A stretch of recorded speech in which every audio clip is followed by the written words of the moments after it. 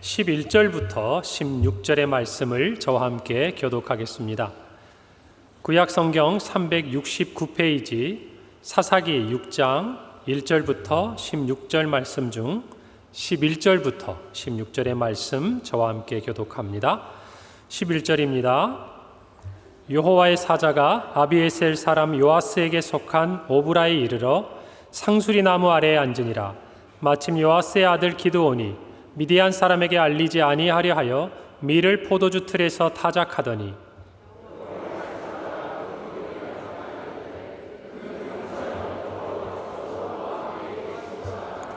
기드온이 그에게 대답하되 오 나의 주여 여호와께서 우리와 함께 계시면 어찌하여 이 모든 일이 우리에게 일어났나이까. 또 우리 조상들이 일찍이 우리에게 이르기를 여호와께서 우리를 애굽에서 올라오게 하신 것이 아니냐 한 그 모든 이적이 어디 있나이까. 이제 여호와께서 우리를 버리사 미디안의 손에 우리를 넘겨주셨나이다 하니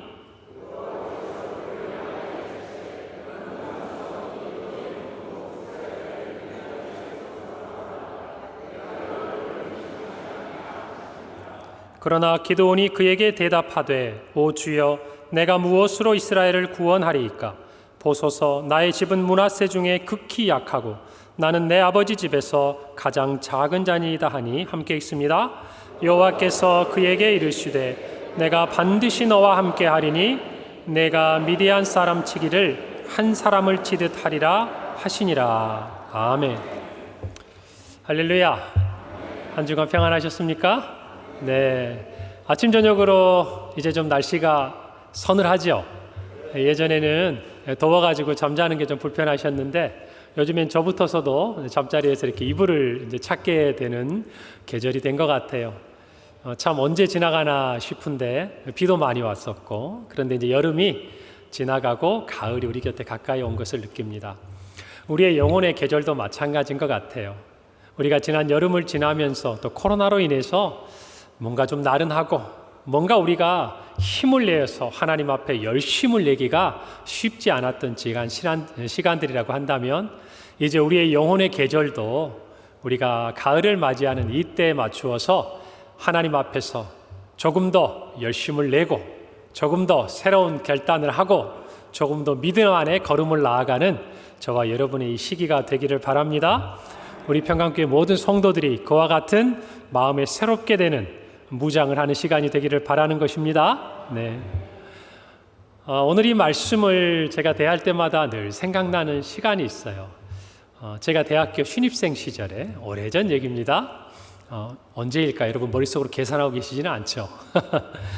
그때로 지나가면 이제 고등학교를 졸업하고 대학을 가서 정말 대학에서 무엇을 공부하는지 또 내 미래에 하나님 주신 비전과 꿈이 무엇인지를 생각하던 그때에 저희 교회 군대 제대했던 예비역 막 제대한 그 선배 중에 한 명이 저를 찾아와서 이렇게 같은 형제들끼리 신앙 안에 있는 공동체 모임을 하고 싶은데 혹시 생각이 있냐 물어보는 거예요. 그래서 들었던 선배이기도 하고 또 저와 가까웠던 1년 선배 형이기도 해서 좋아요 그렇게 하고 저희 친구들 한 2명과 함께 가보았더니 한 10명 정도의 형제들이 있었습니다. 그 당시에는요 굉장히 캠퍼스 전도가 활발했었고 대학마다 또 교회마다 젊은이들이 넘쳐나던 시기였습니다.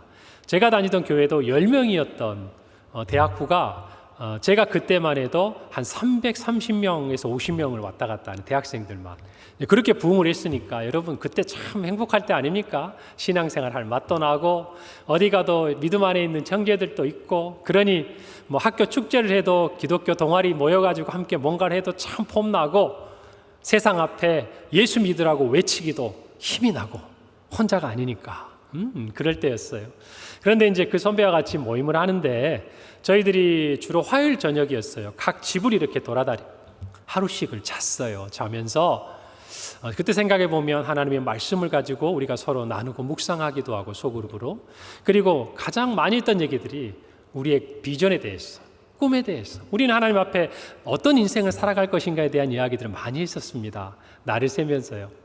자 그런데 그때 그 선배가 리더였던 그 형이 저희들은 모아놓고 아마 처음 모임이었던 것 같아요. 그때 하나님의 말씀을 읽고 간단하게 묵상을 나눈데 오늘이 본문이었어요. 특별히 여호와의 사자가 기드온에게 나타나서 큰 용사여 여호와께서 너와 함께 계시도다. 이 메시지를 가지고 말씀을 전하는데 제가 그 말씀을 딱 듣고 난 다음에 괜히 그런 느낌이 드는 거예요. 그 형이 저보다 키는 작았어요. 저보다 큰 선배들이 별로 없었어요. 대학부 안에 제가 키가 좀 큰 편이잖아요. 그런데도 그 형을 보고 제가 제 친구한테 그랬습니다. 야, 형이 참 커 보이지 않냐? 이렇게 얘기를 했었던. 영적인 권위가 있었어요. 기껏 해봐야 군대 졸업한 그 형의 나이가 한 23살? 4살 됐을 텐데 그때 제 19살, 20살 되던 그 나이에 제가 생각해 보니 그 형은 참 영적으로 커 보였어요. 그때 그 했던 이야기들, 큰 용사, 우리의 모습은 비록 지금 작고 가능성밖에 없지만 하나님께서 우리에게 큰 용사라는 이름을 불러주시고 또 하나님이 함께 하시면 우리가 세상에 나가서 정말 주를 위해 무엇인가 할 수 있는, 주를 위해 세상을 무엇인가 변화시킬 수 있는 그런 사람으로 살아야 되지 않겠느냐. 이런 메시지를 가지고 우리 모두가 참 그 꿈과 비전 안에 함께했던 시간들이 생각해보면 참 행복합니다. 그 중에 제일 막내였던 저는 여러분 앞에 이렇게 서 있는데요. 또 그 말씀을 전했던 형은 영국에서 자비랑 선교사를 또 하면서 말씀을 전하는 훌륭한 신앙인으로 서 있고, 또 어떤 선배는 일본에서, 또 어떤 선배는 또 선교사로 나가서 또 그 나라에서 추방되기도 하고, 또 새로운 또 동남아에서 선교사로서 사역을 지금까지 하고 있고, 또 그 중에 많은 분들은 또 교회의 중직자가 되어서 귀하게 교회를 섬기는 그런 자리들 다 있어요. 그러니까 생각해 보면 그 시간, 우리를 하나로 묶어주셨던 그 자리가 참 은혜의 시간이었다. 저는 그런 생각이 들더라고요. 그래서 생각해 보면 요즘에 우리 젊은 청년들이 신앙생활하는 모습을 우리가 옆에서 가만히 보면 미안해요. 안쓰럽기도 하고, 우리 때는 참 그렇게 도와주고 함께 할 수 있는 선배들도 많았고 믿음 안에 서로 함께 할 수 있는 지체들이 많았는데, 우리 청년들은 이 세상 가운데서 참 외롭고 또 우리와 비교했을 때 그렇게 많은 지체들과 함께하지 못하는 모습이 그때를 지나온 저의 입장에서는 안타깝고 미안하기도 하고, 그래서 사실은 그렇게 만들어주고 싶어요. 여러분도 그러지 않으세요? 적어도 우리 평강교회 청년들, 또 우리 다음 세대 애들이 외롭게 신앙생활 하지 않고 믿음 안에서 이런 지체들과 함께 할 수 있는 그 자리를 우리가 만들어주고 우리가 디딤돌이 되어주고, 그때는요 교회에서 대학교 앞에 작은 집도 마련해 준 기억도 있어요. 그래서 그 집에서 공동체 생활을 하면서 아침에 일어나서 큐티하고 그 안에서 믿음의 형제들이 자라나고 목회자들이 나오고 선교사들이 나오고, 그것들을 다 교회 어른들이 섬기고 헌신하면서 우리 아이들이, 젊은이들이 세상 가운데서 말씀 안에서 믿음 안에서 살아갈 수 있는 뒷받침을 해줬다 그 말이에요. 언덕이 돼줬다 그 말이에요. 오늘 이 자리에 있는 저와 여러분도 그와 같은 꿈을 갖기를 바랍니다. 우리의 자녀들을 위해서, 우리의 다음 세대를 위해서 말로만 기도하는 것이 아니라 진짜 그 아이들이 믿음 안에 살고자 애쓰고자 할 때 우리가 그 언덕이 되어줄 수 있는 주님 앞에 정말 귀한 헌신들이 우리 안에 있으면 참 좋겠다는 생각이 들어요. 그 씨앗을, 그 발판을 삼고 우리의 다음 세대가 또 저처럼 일어나듯이 우리 평강교회, 또 우리 사랑하는 대한민국의 모든 우리 청년들이 그와 같은 믿음의 세대로 굳건하게 서는 은혜를 우리 당대에 볼 수 있기를 바라는 것이에요. 그런 마음으로 주를 위해서 귀하게 섬기는 우리 평강교회 되기를 바랍니다. 그래서 오늘 이 말씀을 생각할 때마다 참 그때로 돌아가게 되거든요. 행복해요. 오늘 성경에 나타나는 기드온은요, 이스라엘의 5번째 사사입니다. 우리 기드온에 대해서 잘 들어보시지 않으셨나요? 기드온과 몇 명의 용사? 300명의 용사. 그들은 수많은 미디안 사람들을 칼과 창으로 이긴 것이 아니라 나팔과 항아리와 횃불을 들고 소리치면서 물리쳤던, 정말 어떻게 보면은 상상할 수 없는 그런 승리의 주인공들이었습니다. 그 중에서도 누구? 이 기드온이. 기드온은요, 정말 그는 40년 동안, 그가 사사로 있는 동안 하나님께서 평화를 주셨을 뿐만 아니라 또 이스라엘 백성들이 그에게 우리의 왕이 되어주세요 라고 나와서 요청할 만큼 대단한 지도자였습니다. 여러분, 사사가 어떤 사람이었죠? 그 당시에 하나님의 율법을 가지고 이스라엘 백성들을 재판하는 사람이었고, 정치적으로 그들을 이끌어갈 수 있는 지도자의 자리에 있는 사람들이었고, 특별히 우리가 성경에 보면 사사기에 이스라엘 민족이 이 민족의 침입과 압제 아래서 어려움 가운데 있을 때 하나님께서 그를 부르셔서 군사적으로 그 압제의 모든 상황에서 벗어날 수 있도록 이스라엘을 구원해냈던 주인공들이 누구였죠? 바로 사사들이었어요. 그 중에서도 성경에 보면 이 기드온이 사사기에서 가장 많은 분량에 기록되어 있습니다. 그러니까 사사기를 전체를 대표하는 사사라고 해도 우리는 부족하지 않다라는 것을 느끼는 것이에요. 자, 그런데 여러분, 이런 대단한 사사가 나타났다는 얘기는 그 시대가 어때요? 그런 사사가 나타날 만큼 더 힘들고 어려웠던 시대였다는 것을 반증하는 것이에요. 여러분, 이런 말이 있어요. 산이 높으면 뭐가 깊다? 그래, 골이 깊다. 대단한 사사가 우뚝 서서 큰 태산처럼 버티고 있다면 그 골짜기는 깊은 것처럼 이 기드온이 그런 사사가 된 그때에는요, 이스라엘 백성들이 너무 힘든 때였어요. 여러분, 제가 읽지는 않았는데 1절에 보면 성경이 이렇게 기록하고 있습니다. 이스라엘 자손이 또 여호와의 목전에 악을 행하였으므로 여호와께서 몇 년 동안? 7년 동안 그들을 누구의 손에? 미디안의 손에 넘겨주셨다 그랬습니다. 이 말씀을 보면 역사의 주인은 하나님이시죠. 미디안이 쳐들어와서 압제했지만 누가 넘겨주신 거예요? 하나님이 넘겨주신 거예요. 여러분, 미디안 사람들은요, 사막의 유목민들이었습니다. 성경에 오늘 보면 앞부분에 이 미디안 사람들이 이스라엘 백성들이 파종이 씨를 뿌리고 그것들을 거두는 이 시기까지 정말 이 척박한 땅에서요, 그들이 이스라엘로 찾아와가지고 그들이 심어놓은 모든 것들을 빼앗아갈 뿐만 아니라 그들의 가축들도 빼앗아가요. 그들만 오는 게 아니에요. 그 유목민들로 함께 있었던 아말렉 사람들, 동방 사람들까지 다 데리고 와요. 그래가지고 성경에 보면 5절에 그들이 얼마나 많았는지 그들의 가축과 텐트까지 다 쳐놓은 것을 보면 그들이 마치 메뚜기 떼 같았다고 성경 기록하고 있습니다. 여러분, 메뚜기 떼 기억나시죠? 우리가 어릴 때 논에서 여치 잡고 방앗개비 잡던 거 생각하면 안 되지요. 이스라엘에게 있어서 메뚜기는 심판의 도구였습니다. 오늘도 중동과 북부 아프리카 지역에요, 이 메뚜기 떼가 지나가고 나면 농작물이 남아나는 게 없어요. 요즘에도 그런 기사들이 뜨는 걸 봅니다. 여러분, 제가 전에 그 주라기 공원 최종판 영화를 오랜만에 이제 우리 아이들하고 함께 봤어요. 그런데 거기 보니까 마지막 판이라 그래서 제가 어떤 공룡이 주인공일까 기대하고 봤더니 안 보신 분들은 이해하십시오. 공룡보다 더 무서운 게 그 영화 속에 나오는데 바로 메뚜기 떼가 나와요. 메뚜기 떼가. 여러분, 그러니까 이 메뚜기 떼의 특징이 뭡니까? 지나가고 나면 그 자리에는 남아나는 게 없는 거예요. 마찬가지로 그들이 그 많은 사람들이 미디안 사람들과 아말렉 동방 사람들이 지나가고 나니까 그들이 떠나고 나면 이스라엘 백성은 먹을 게 없는 거예요. 그리고 그들이 그 시간 동안 지치고 있으니까 평야지대에는 내려가지도 못하고 어디에서? 산속에 올라가가지고 성경에 보니까 웅덩이를 파고 굴 속을 찾고 산성을 짓고 자기들을 위해서 미디안 사람은 자기들을 보호해 야만 하는 그런 시간 속에 이스라엘 백성들이 처해 있는데 몇 년 동안?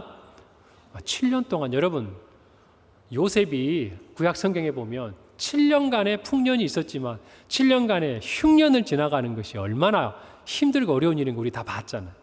그런데 7년 동안을 와가지고 뭐 좀 심으려고 하면 싹 뺏어가고 뭐 좀 키우려고 하면 가축들 다 잡아가 버리고, 여러분, 이스라엘 백성들이 무슨 낙이 있겠습니까? 얼마나 힘들겠어요. 그런데 여러분, 이런 환난 가운데 처하게 된 이유에 대해서 성경은 뭐라고 이야기하냐면 이스라엘이 여호와의 목전에서 무엇을 행했다? 악을 행했다, 그렇게 얘기를 하고 있는 것이죠. 그럼 그 악이 뭐냐 도대체? 우리가 이것을 살펴보려면 사사기 2장으로 좀 거슬러 올라가 보면 됩니다. 왜냐하면 반복적인 얘기가 나오거든요. 사사기 2장 11절부터 12절에 보면 이렇게 표현합니다. 이스라엘 자손이 여호와의 목전에 무엇을 행했다? 악을 행했는데 그 악의 내용이 뭐냐? 바알들을 섬기며 애굽 땅에서 그들을 인도하여 내신 그들의 조상들의 하나님 여호와를 버리고 다른 신들 곧 그들의 주위에 있는 백성의 신들을 따라 그들에게 절하며 여호와를 진노하시게 하였다 그랬습니다. 그러니까 여기 보니까 그들이 여호와의 목전에 악을 행했던 가장 중요하고도 중심된 그 악은, 그 죄는 무엇이었는가 하면 우상숭배였다는 거예요. 그들의 땅에 들어갔을 때 여러분 기억나십니까? 요수아가 그들의 백성 앞에서 마지막 유언처럼 이야기합니다. 너희들이 정말 바알을 섬기든지 이 땅의 다른 신을 섬기든지 하나님을 섬기든지 너희는 택하라는 거예요. 오직 나와 내 집은 누구를 섬기겠다? 여호와를 섬기겠다. 그런데 전쟁을 모르던 이 세대들이 사사시대에 이르러서 그들은 오늘 이스라엘 백성이 한 약속을 다 잊어버리고 바알 섬기고 그 땅의 신들을 섬기면서 그것들의 절함으로 하나님의 진노를 불러일으키고 있는 것이에요. 여러분, 사사기 전체를 관통한 하나님과 이스라엘 백성들 사이에 사이클이 있습니다. 그건 뭐냐면 이스라엘 백성들이 이처럼 하나님 앞에 악을 행합니다. 우상 숭배를 합니다. 죄를 범해요. 자, 그것을 보고 우리 사사기 2장 12절에 보니까 하나님께서 이런 모습을 보고 어떻게 하셨다고 그래요? 화가 나셨다고 그래요.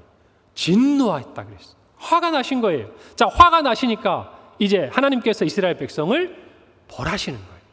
오늘 성경에 보니까 누구를 들어서 이스라엘을 벌하시는 거예요? 미디안을 들어서 7년 동안 그들을 벌하시는 거예요. 자, 이 고난이 그들에게 직접적으로 다가오니까 평안한 시기 때는 하나님 모른 척하고 이방신과 하나님을 겸하여 섬기던 그들이 이제 하나님 앞에 부르짖습니다. 두 손 번쩍 들어요. 하나님, 우리 좀 살펴주세요. 우리 좀 도와주세요. 자, 그런데 이 마음 약한 하나님, 사랑이 많은 하나님, 그렇죠? 그 하나님께서 오늘 사사 기드온을 찾아오듯이 그들을 구원하셔요. 여기서 딱 끝나야 돼요. 그렇죠? 범죄하고 하나님이 진노하시고 그들에게 벌을 내리시고 하나님이 그들을 구원하셔서 새롭게 끝나야 되는데 하나가 더 남아 있어요. 이스라엘 백성이 다시 범죄. 여러분, 오늘 1절에 뭐라고 기록되어 있습니까? 이스라엘이 하나님 앞에서 범죄를 했는데 또 여호와의 목전에 악을 행했다 그래요. 그러니까 죄 범죄, 다시 범죄하고 또 하나님 앞에서 하나님이 진노하시고 벌하시고 구원하시고 다시 이스라엘이 범죄하고. 여러분, 사사기의 이 상황을 보면 어쩌면 우리와 닮아 있는 모습이 아닌가 싶어요. 여러분, 저와 여러분도 마찬가지. 하나님 앞에 분명히 우리의 삶이 완전하지 않습니다. 넘어질 때 있어요. 하나님 앞에 회개할 때 있습니다. 그것들을 우리가 하나님 앞에 행했을 때 하나님이 진노하십니다. 그리고 때로는 우리를 책망하세요. 왜? 우리가 아들이니까, 우리를 사랑하니까. 사랑하지 않으면 내버려 두는 거예요. 그냥 그 상황에서 하나님께서 마음도 쓰지 않으실 거예요. 그러나 저와 여러분을 사랑하시기 때문에 우리를 벌하시는 거예요. 그리고 우리를 구원하셨어요. 여기서 끊어야 돼요. 다시 그 죄로 돌아가요. 다시 그 죄로 돌아가는 우리가 아니라 이 악순환, 신앙의 악순환의 고리를 끊어내는 저와 여러분이 되어야 할 줄로 믿습니다. 그런데 하나님은 그냥 벌 주시지 않아요. 또 벌 주시면서 그냥 내버려 두지 않아요. 오늘 성경 10절에 보니까 하나님께서 선지자 한 사람을 보냅니다. 그리고 이렇게 이야기하시는 거예요. 내가 또 너희에게 이르기를 나는 너희의 하나님 여호와다. 지금 범죄하고 벌받고 있는 그들에게도 여전히 내가 너희의 누구다? 하나님이다 얘기하시는 거예요. 그러면서 뭐라고 말씀하십니까? 너희가 거주하는 아모리 사람 땅의 신들을 두려워하지 말라 하였으나 너희가 내 목소리를 듣지 아니하였다. 여러분, 여기에 보면 하나님이 두려워하지 말라 했다. 그런데 여기는 약간 뭔가 이중적인 의미가 있어요. 이스라엘 백성들이 진짜 막 살아계신 하나님이 우리를 벌하는 것처럼 그 땅의 가나안 신들이 무서워가지고 벌벌 떨면서 그들 앞에 절하느냐? 아니에요. 그들의 마음속에 있는 두려움은 그들이 만들어낸 거예요.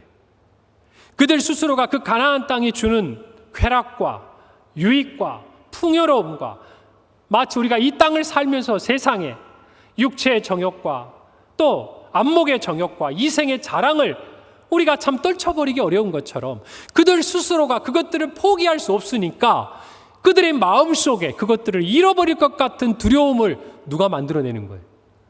그들이 만들어내고 그것에 절하는 거예요. 하나님의 목소리를 듣지 않는 거예요. 결국 그것이 지금의 상황을 만들어내고 있는 것입니다. 사랑하는 성도 여러분, 그런 두려움까지도 하나님은 아세요. 그리고 그 두려움에 귀를 기울이지 말고 내 목소리에 귀를 기울이라는 것이에요. 내 말씀, 내가 너희에게 주는 그 선지자의 메시지에 귀를 기울이라는 거예요. 장차 너희에게 보낼 사사 기드온의 메시지에 귀를 기울이라는 것이에요. 사랑하는 성도 여러분, 오늘 이 말씀에 귀를 기울이는 여러분이 되시기를 바랍니다. 오늘 또 사단은요, 씨 뿌리는 자의 비유처럼 여러분의 마음밭에 떨어지는 그 씨앗을 어떻게 해서든지 길가에서 아무런 싹도 틔우지 못하도록 뺏어가려고 이 자리에서 여러분들을 끊임없이 공격하고 있다는 것을 알아야 돼요. 여러분, 하나님의 말씀에 귀 기울이는 여러분이 되시기를 바랍니다. 그리고 그가 기드온을 찾아옵니다. 어떻게 해요? 하나님께서 여호와의 사자를 보내십니다. 그 여호와의 사자, 그가 기드온에게 찾아와 오늘 11절에서 이렇게 이야기합니다. 여호와의 사자가 아비에셀 사람 요아스에게 속한 오브라에 이르러 상수리 나무 아래에 앉으니라. 마침 요아스의 아들 기드온이 미디안 사람에게 알리지 아니하려 하여 밀을 포도주 틀에서 타작하더니, 여호와의 사자가 기드온을 만나는데 기드온이 뭔가를 하고 있대요. 뭘 하고 있는 겁니까? 성경에 보니까 밀을 어디에서 타작해요? 포도주 틀에서. 여러분, 뭔가 좀 안 맞죠? 포도주 틀은 뭘 짜내는 데 사용하는 거예요? 포도의 즙을 짜내는 데 사용하는 거예요. 그래서 그 포도주 즙을 가지고 발효를 시켜서 만든 게 뭐예요? 포도주예요. 자, 그러면 이 포도주 틀에서는 밀이 놓여 있는 게 아니라 뭐가 놓여 있어야 돼요? 포도가 놓여 있어야 되는데, 이 기드온이 포도주가 아니라 지금 밀을 들고 있단 말이에요. 그때 여호와의 사자가 그에게 나아가고 있는 것이에요. 여러분, 이스라엘의 그 당시에 포도주 틀은 제가 사진 하나 준비했는데 한번 보세요. 이렇게 작은 마당이에요. 사람이 서 있죠. 그 아래 뭘 밟고 있을까요?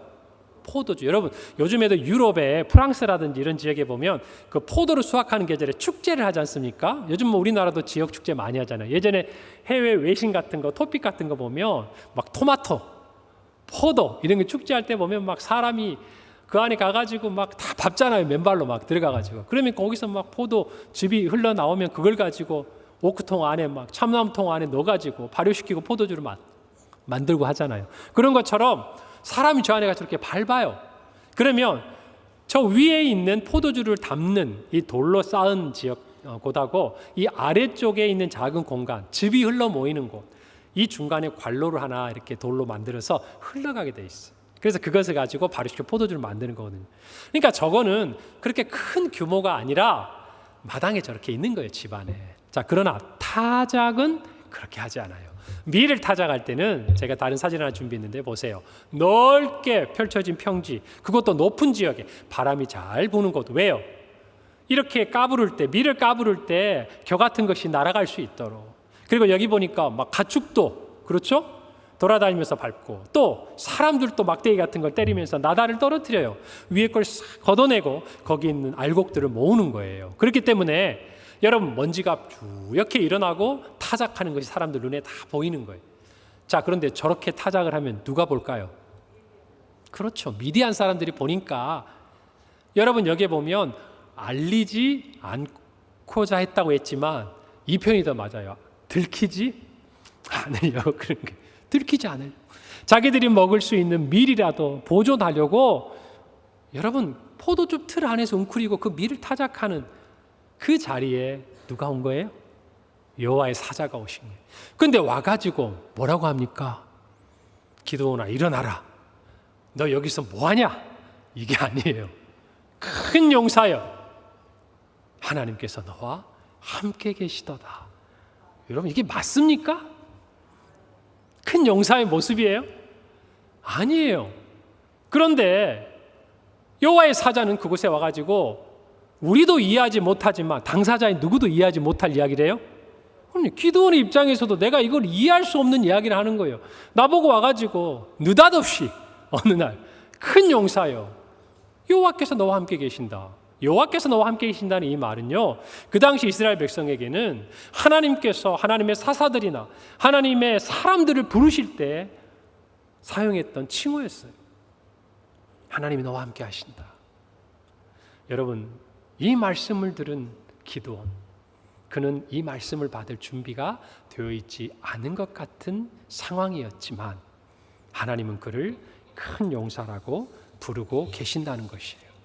하나님의 눈은, 하나님의 생각은, 하나님의 길은 이사야 55장 8절 9절 말씀처럼 우리와 다르고 우리보다 높은 줄 믿으시기 바랍니다. 우리는 어떻게 그 일이 가능할까 생각하지만 전능하신 하나님은 그 일의 결과를 보고 우리를 부르고 계신다는 것을 여러분 믿으셔야 돼요.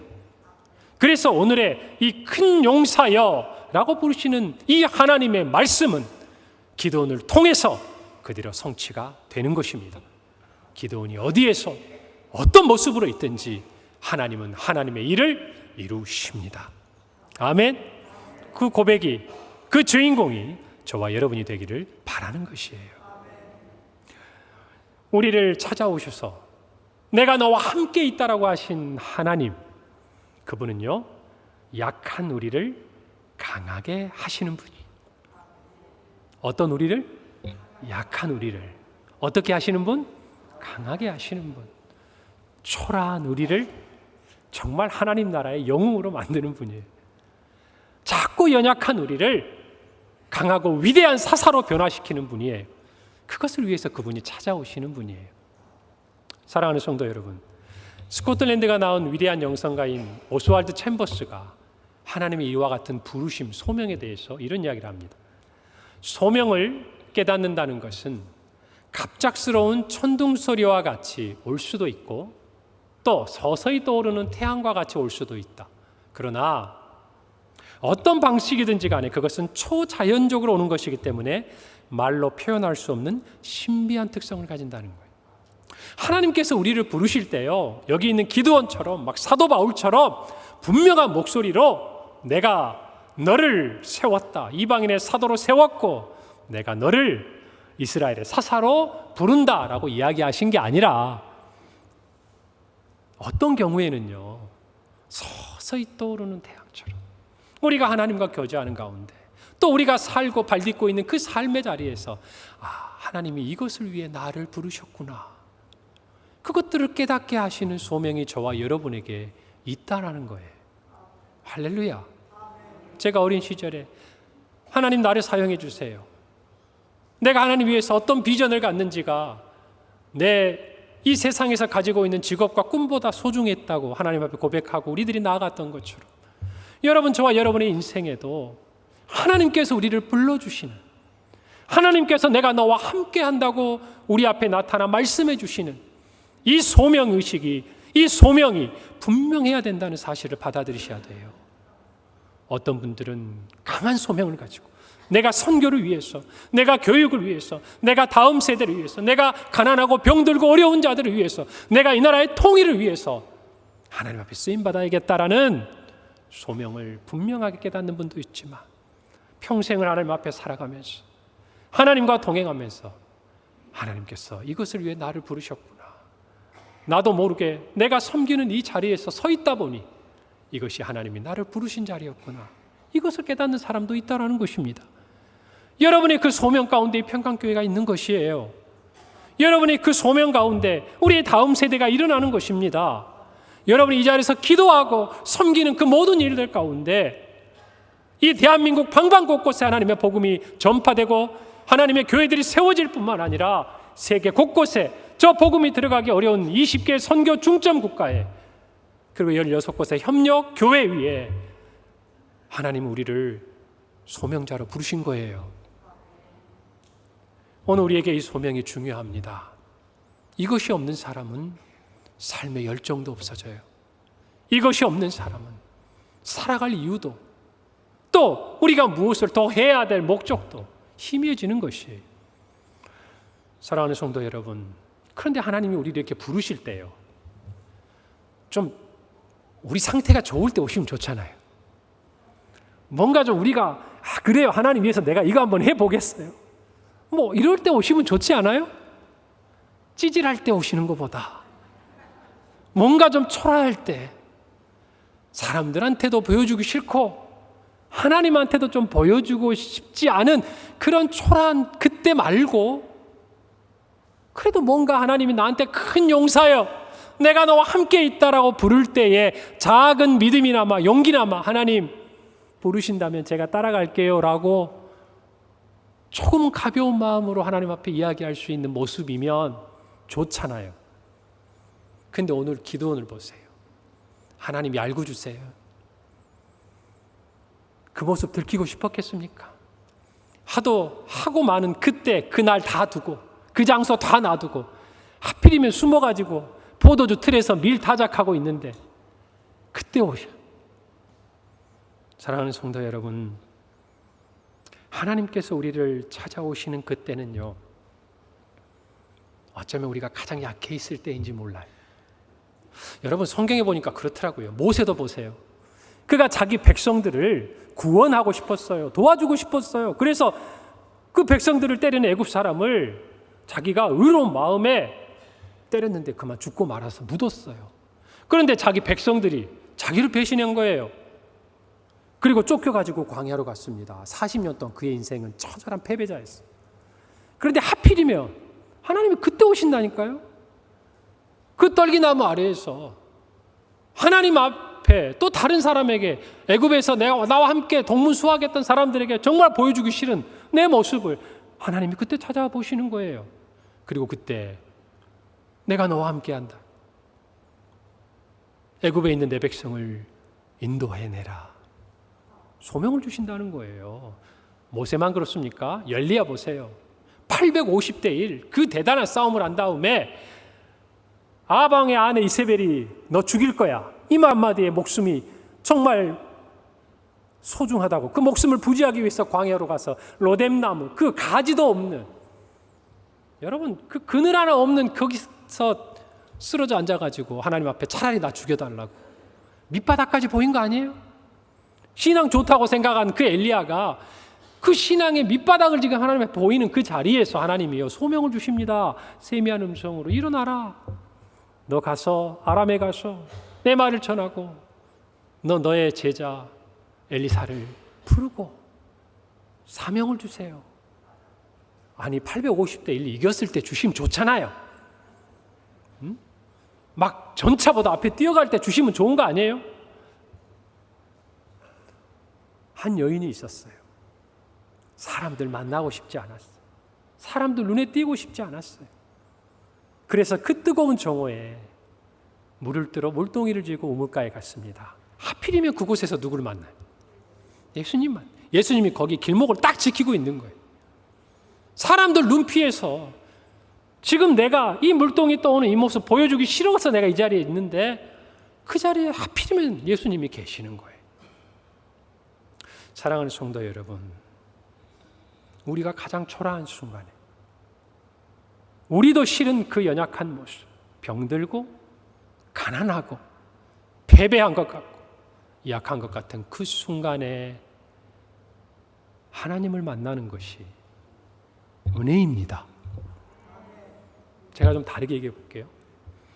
당당하고 자신 있고 뭔가 준비된 내 모습도 좋지만 정말 하나님께 보여주고 싶지 않은 모습, 내 가족에게도 그 누구에게도 나 자신도 보기 싫어서 내 마음 깊은 곳에 놓아둔 일그러지고 찢기고 상한 내 마음을, 내 모습을 하나님 앞에 들키는 것이 은혜입니다. 은혜예요. 여러분 고백하셔야 돼요. 여러분의 신앙에 약하고 부족한 찌질해 보이는 그 모습이 하나님 앞에 낱낱이 드러나서 포기하게 되는 거예요.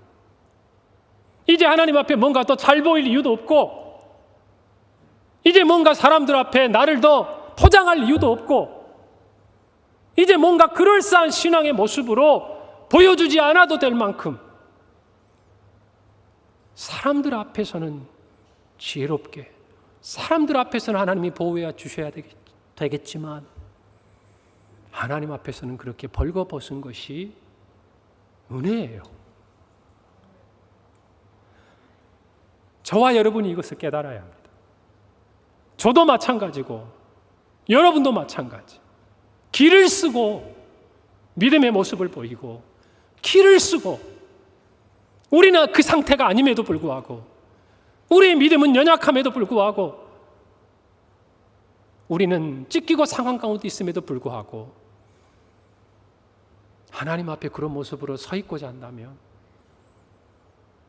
그것은 너무나 어리석은 일이에요. 그것을 아시기 때문에 하나님이 찾아오시는 거예요. 언제요? 우리가 가장 약할 때, 우리가 가장 초라할 때, 그리고 그때 우리에게 이야기하시는 거예요. 큰 용사여, 내가 너와 함께 있다. 내가 너와 함께 있는 것이 너의 이 약함이 강함으로 변화되는 시작점이 될 것이다. 너의 이 죄악된 모습이 구원의 모습으로 인도안 받는 출발점이 될 것이다. 너의 이 부끄러움이 하나님 안에서 영광으로 변화되는 시작점이 될 것이다. 그 약속의 한마디가 여호와께서 너와 함께 계시도다. 언제요? 우리가 가장 약하고 초라할 때. 여러분, 부끄러워하지 마세요. 부끄러워하지 마세요. 하나님 앞에 우리는 그런 자들이에요. 그것이 드러나야, 가장 약하고 초라한 모습을 하나님께 들켜야 저와 여러분이 가장 강한 용사가 되는 거예요. 우리의 밑바닥이 주님 앞에 드러나야, 우리가 주님이 함께 하시지 않으면 얼마나 초라하고 작고 연약한 자들인지 뼈저리게 느끼고 하나님 앞에 낱낱이 드러나는 경험을 해야 저와 여러분이 이 세상에서 강한 용사가 되는 거예요. 하나님이 함께 하신다는 것이 나에게 어떤 의미인지를 깨닫게 되는 거예요. 오늘 이 아침 저와 여러분이 말씀 앞에 서서 주님 앞에 여러분의 마음 깊은 곳에 있는 것들을 내어드려 내가 있기를 바랍니다. 주님 앞에 부끄러운 게 뭐가 있습니까? 주님이 우리에게 보시지 않는 곳이 어디 있습니까? 오늘 그래서 주님은요, 기도원의 가장 약한 이 순간에 찾아오시는 거예요. 여러분, 저와 여러분이 왜 주님 앞에 나와 있습니까? 우리가 강할 때, 형통할 때, 우리가 세상 앞에서도 당당할 때 주님 만나신 분 별로 없을걸요? 그렇지 않으세요? 우리가 생각해도 우리가 깨지고 연약하고 부족할 때, 주위에 내 편 하나 없을 때 그 모습 비난하고 조롱하고 외면하지 않으시고 깨진 너의 모습, 부끄러운 너의 모습, 상한 나의 모습, 발가벗은 나를 정말 자신의 그 옷으로 덮어주시고 자신의 그 보혈로 우리를 치유해 주신 그분을 만났기 때문에 저와 여러분이 오늘 성도라는 이야기를 듣고 그리스도의 제자라는 이야기를 듣고 하나님의 자녀라는 이야기 앞에 서 있는 거 아니냐고요. 오늘 저와 여러분이 그와 같은 마음의 분명한 고백을 하나님께 드리기를 바랍니다. 그리고 오늘 여러분이 서 있는 자리에서 여러분이 초라하게 느껴진다면 여러분과 함께 하신 하나님의 음성을 사모하길 바랍니다. 사모하길 바랍니다. 하나님이 언제 여러분을 찾아오실지 몰라요. 언제 여러분에게 찾아오셔서 누구야? 큰 용사야. 내가 너와 함께 있다. 라고 얘기하실지 모른단 말입니다. 예배의 자리에서, 말씀의 자리에서, 기도의 자리에서 여러분의 소명을 하나님으로부터 확인하시기를 바라는 것이에요. 처음에는 우리의 초라한 모습 들키는 거 싫어요. 여러분, 그러니까 기도원도 뭐라고 그럽니까? 오늘 13절에 기도원이 이렇게 이야기합니다. 기도원이 그에게 대답하되 오 나의 주여 여호와께서 우리와 함께 계시면 어찌하여 이 모든 일이 우리에게 일어났습니까? 또 우리 조상들이 일찍이 우리에게 이르기를 여호와께서 우리를 애굽에서 올라오게 하신 것이 아니냐 한 그 모든 이적이 어디 있나이까? 이제 여호와께서 우리를 버리사 미디안의 손에 우리를 넘겨주셨나이다. 자기도 인정할 수 없는 이 상황에서요, 하나님 원망해요. 하나님을 탓합니다. 그런데 성경은 분명하게 이야기합니다.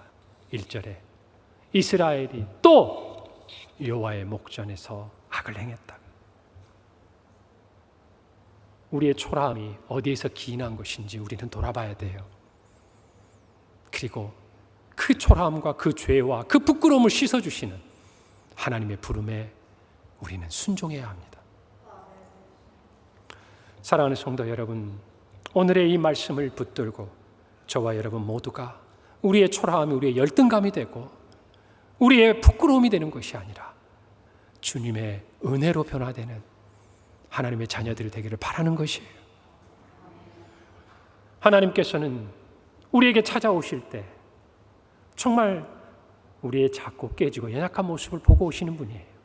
여러분, 고린도전서 1장 27절에서 29절에 이렇게 말씀하지 않습니까?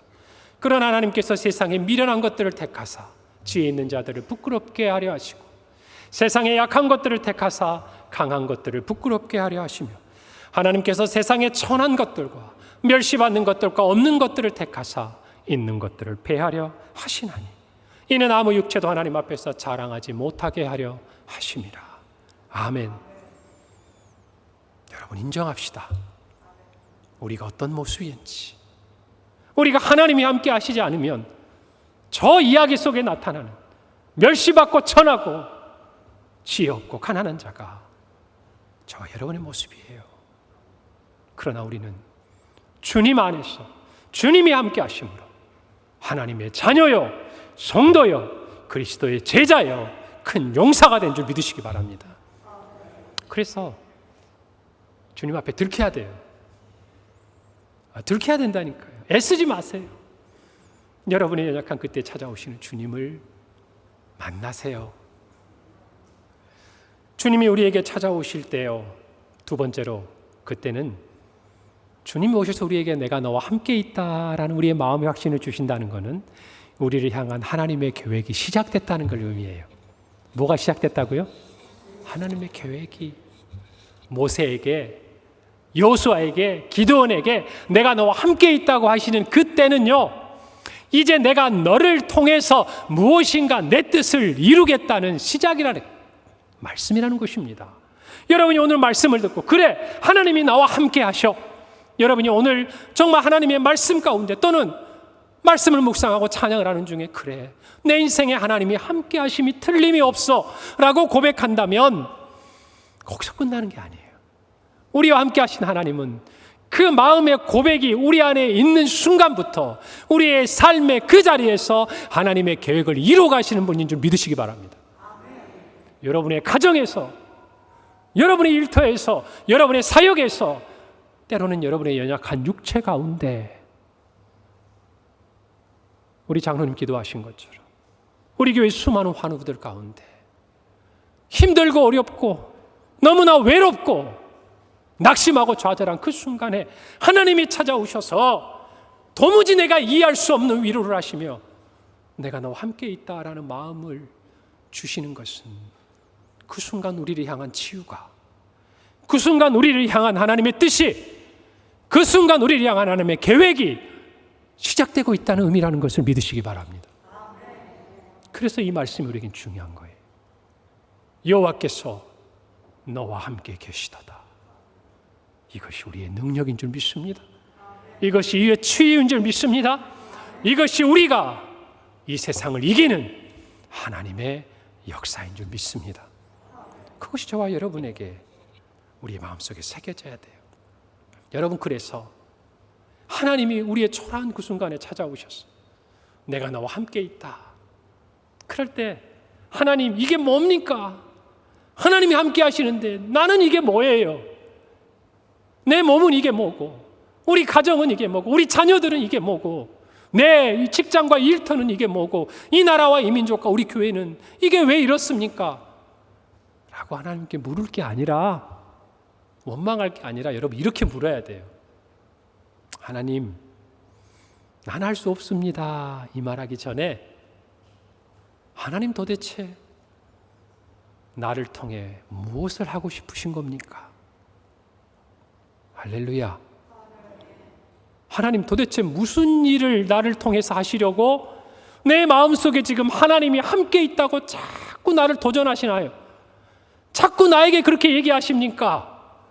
도대체 내 인생에 어떤 새로운 변화를 시작하시려고, 내가 너와 함께 있다고, 내가 외면할 수 없고 내가 거부할 수 없는 그 초라하고 연약하고 부족한 그 자리까지 찾아오셔서 내가 너와 함께 있다고 자꾸 얘기하시냐고요. 여러분, 이렇게 물어야 돼요. 이렇게 물어야 돼요. 이것이 저와 여러분의 하나님께 드리는 고백이어야 합니다. 사랑하는 성도 여러분, 이 시작과 끝은 하나님이 이루십니다.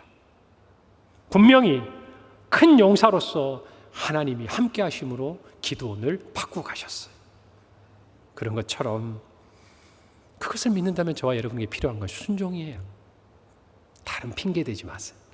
우리 집이 어떻고, 내 건강이 어떻고, 내가 배운 게 어떻고, 내가 지혜가 부족하고, 내가 세상적인 능력과 명예가 부족하고. 아니요, 주님에게는 이거 아무 문제가 되지 않아요. 포도주 틀에 웅크리고 앉아서 밀을 타작하는 기드온도 위대한 사사요, 큰 용사로 만드는 분이 하나님이세요. 저와 여러분의 부끄러움도 연약함도 도리어 강함으로 바꾸시는 분도 하나님이세요. 그분이 이루겠다고 하시는데 왜 여러분이 다른 이야기를 합니까? 그분이 우리 평강교회를 통해서 이 지역을 변화시키겠다고 하시는데 왜 우리가 먼저 우리는 작고 연약하다고 이야기합니까? 그분이 오셔서 여러분의 가정을 변화시키고 도무지 예수를 믿지 않는 우리의 부모님과 형제들을 구원하시겠다고 선언하시는데 왜 우리는 안 될 것 같다고 이야기합니까? 왜 우리의 관계는 도무지 회복되지 않고 도무지 이 문제는 해결되지 않을 것 같다고 우리가 생각하는 그 자리에 와서 하나님이 내가 너와 함께 하겠다고 이야기하는데 감사하다고 하나님 앞에 순종하겠다고 고백하지 못할 망정 왜 우리가 하나님 앞에 원망합니까? 주님 왜 하필이면 이 자리에 와서 나에게 얘기하시냐고. 여러분 그러지 마세요. 하나님은 강하신 분이에요. 강하신 분이에요. 저와 여러분의 삶의 변화, 삶의 모든 자리를 하루아침에 뒤바뀌어 놓을 수 있는 능력의 하나님이십니다. 중요한 것은 그분이 여러분에게 이렇게 말씀하십니다. 내가 너와 함께 있다. 이 말씀이 저와 여러분에게 확신이 된다면 우리는 좌절하지 않습니다. 우리는 낙심하지 않아요. 우리는 믿고 따를 것입니다. 우리의 부족함도 개의치 않아요. 우리의 연약함도 뛰어넘을 수 있습니다. 뭐만 있다면 하나님이 나와 함께 하신다는 약속만 있다면. 사랑하는 성도 여러분, 오늘 이 약속 하나 여러분 보세요. 이 세상을 보세요. 이 세상은 오늘 또 미디안 사람들처럼 메뚜기 떼같이 우리의 모든 삶의 영역을 뒤덮고 있는 것 안 보이십니까? 모든 생각과 지식과 교육과 문화와 모든 영역 안에 그들이 정말 침투에 들어와서 어쩌면 우리가 굴 속에서 웅덩이 속에서 포도주 틀에 웅크리고 있는 그리스도인과 같은 모습이 저와 여러분의 모습인 것 같은 안타까운 현실이 우리 안에 여전히 있어요. 그러나 주님이 함께 하시는 우리 교회의 성도들, 주님이 함께 하시는 평강교회, 그 교회 안에 주님이 오셔서 큰 용사여, 나와 함께하는 너 누구여? 나와 함께하는 평강교회여, 내가 너와 함께 하노라. 이 약속이 있다면 우리는 하나님의 말씀에 의지해서 이 세상을 변화시킬 줄 믿는 것입니다. 우리의 가정을 변화시킬 줄 믿는 것입니다. 우리의 일터를 변화시킬 줄 믿는 것입니다. 우리의 역체의 질병 가운데서 기적 같은 치유를 경험하는 하나님의 사람들이 되는 줄로 믿는 것이에요. 여러분이 이 약속의 능력을 힘입고 살아가는 저와 여러분이 되기를 바랍니다. 로마서 11장 29절에 이렇게 말씀합니다. 하나님의 은사와 부르심에는 후회하심이 없느니라. 저와 여러분을, 저는 이 자리에 있는 목회자로, 여러분 우리 평강교회 중직자로, 성도로, 또 여러분 교사로, 또 교회에 섬기는 그 어느 자리에서 여러분을 부르셨어요. 하나님은 후회하지 않으십니다. 왜? 그분이 우리와 함께 하시기 때문이에요. 그분이 그렇게 만드실 것이기 때문이에요. 저와 여러분 모두가 같은 꿈을 꾸기를 바랍니다. 여러분 영혼의 계절이 바뀌어 갑니다. 추수해야 합니다. 이제는 우리도 찬바람을 맞고 일어서서 세상을 향해서 하나님이 함께 하시는 증거를 나타내야 돼요. 큰 용사라는 하나님의 선언 앞에서 이제 저와 여러분은 기드온처럼 차곡차곡 용사다운 면모를 갖추어야 될 시간이 되었습니다.